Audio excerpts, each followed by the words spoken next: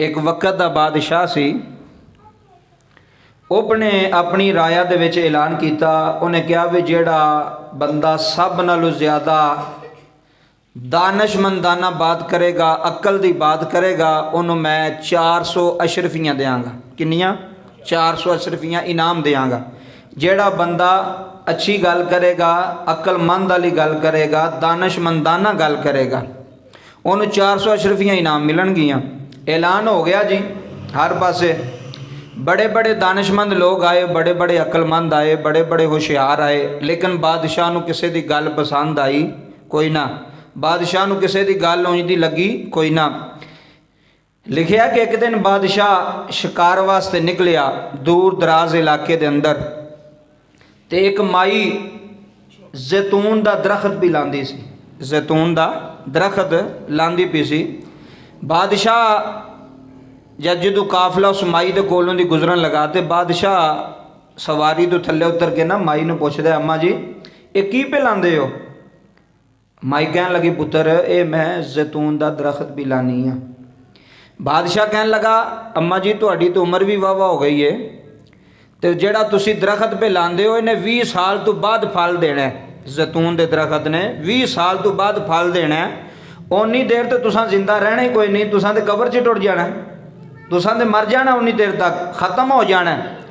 तो तुहाडी जिंदगी तो बाद इन्हें फल देना, तो फिर दरख्त लाने का की फायदा? वो माई की गल सुनियो, किड्डी अक्लमंद वाली गल की और बड़ी दानिशमंदाना गल की। वो माई कहन लगी, पुत्र जिन्ना दरख्तां दा फल असी पे खाने आ ना, हुण वो साडे वडेरे ला के गए ने। किड्डी वड्डी गल है भाई, जिन्हां दी छां थले असी पे बहने आ, जिन्हां दा फल पे असी खाने आ, वो साडे वडेरे साडे बाप दादा ला के गए ने, ते अज असी उन्हां दा फल पे खाने आ। कहन लगी, पुत्र मैं जैतून का दरख्त इस वास्ते भी लानी आ, मैं तो भावें रहना नहीं रहना, साडियां आउण वालियां नस्लां इहदा फल खाणगियां, आउण वाली नस्ल जिहड़ी इहदे तो फायदा उठाएगी। बादशाह नूं गल बड़ी पसंद आई कि माई ने तो बड़ी वड्डी गल कीती कि आउण वाली नस्ल का फायदा सोचती पई, आउण वाले वक्त विच साडे आउण वाली नस्ल जिहड़ी है वो फल खाएगी। बादशाह ने 400 अशरफियाँ जिहड़ियां सन वो माई नूं इनाम दित्तियां वी तेरी गल मैनूं बड़ी पसंद आई, गल तू बड़ी समझदारी वाली कीती। माई जिह मुस्कुरान लग पई 400 रुपया लैके। वो बादशाह पुछदा माई नूं भी, अम्मा तू मुस्कुराई क्यों है? उन्हें कहा, बादशाह मैं मुस्कुराई इस वास्ते हाँ, जैतून का जिहड़ा फल सी वो मैनूं लभना सी 20 साल तो बाद, ते अल्लाह ने वो फल मैनूं हुणे दे छड़िया।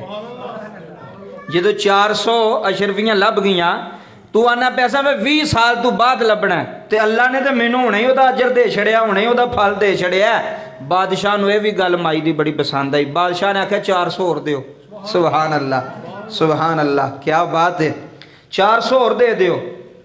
बजुर्ग बंदे वडेरे बंदे जिहड़ी गल करदे ने समझदारी की गल करदे ने, नौजवान बेवकूफां वालियां गल्लां। उन्हें कहा 400 होर दे दिओ। माई नूं 400 होर लभ गया। माई बड़ी खुश हुई।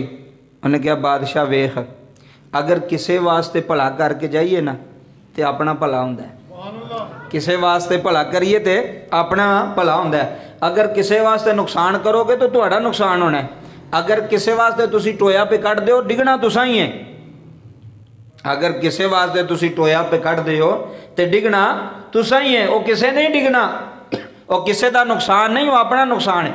आउण वालियां नस्लों वास्ते आसानी पैदा करके जाओ।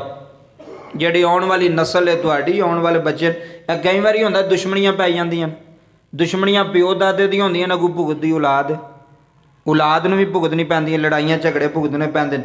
ते इंज दा रस्ता साफ करके जाओ कि जिहड़े पिछू आउण वाली नस्ल है उहनूं परेशानी ना होवे, उहनूं दुख तकलीफ ना होवे। ते फिर होर भी कोई बंदा है, मसलन तुसी एक दरख्त ला देंदे हो, अगर उत्थे कोई जानवर बह जांदा छावें, कोई फल खांदा है, तो सवाब किनूं है?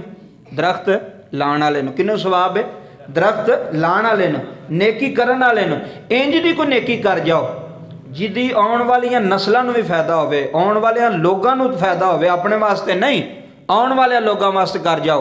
वो माई ने जिहड़ा जैतून दा दरख्त लाया सी ना, ओदा अजर ते ओदा फल उस वेले अल्लाह दे छड़िया। बादशाह ने कहा, तेरी गल मैनूं बड़ी अच्छी लगी, तेरी गल मैनूं बड़ी चंगी लगी, इस वास्ते किसी का फायदा करोगे तो अपना होगा, जे किसी का नुकसान करोगे तो अपना ही होना, किसी का नहीं होना।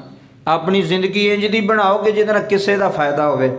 ਤੁਹਾਡੀ ਜ਼ੁਬਾਨ ਤੋਂ ਕਿਸੇ ਦਾ ਫਾਇਦਾ ਹੋਵੇ, ਤੁਹਾਡੇ ਹੱਥ ਤੋਂ ਕਿਸੇ ਦਾ ਫਾਇਦਾ ਹੋਵੇ, ਤੁਹਾਡੇ ਜਿਸਮ ਤੋਂ ਕਿਸੇ ਦਾ ਫਾਇਦਾ ਹੋਵੇ, ਨੁਕਸਾਨ ਨਾ ਹੋਵੇ। ਲੋਕ ਤੰਗ ਨਾ ਪੈਣ ਵੇ ਆ ਕਿਹੜਾ ਵੇਲਾ ਹੋਵੇ ਤੇ ਮਕਾਨ ਛੱਡ ਕੇ ਟੁਰ ਜਾਣ, ਇਹ ਕਿਹੜਾ ਵੇਲਾ ਹੋਵੇ ਤੇ ਜਨਾਬ ਇੱਥੋਂ ਦੁਨੀਆ ਤੋਂ ਚਲਾ ਜਾਏ ਬੰਦਾ। ਉਹ ਜ਼ਿੰਦਗੀ ਨਹੀਂ, ਜ਼ਿੰਦਗੀ ਹੋਵੇ ਜਿਹਦੇ ਨਾਲ ਕਿਸੇ ਨੂੰ ਫਾਇਦਾ ਹੈ, ਕਿਸੇ ਨੂੰ ਨੁਕਸਾਨ ਨਾ ਹੋਵੇ ਤੁਹਾਡੀ ਜ਼ਿੰਦਗੀ 'ਚ।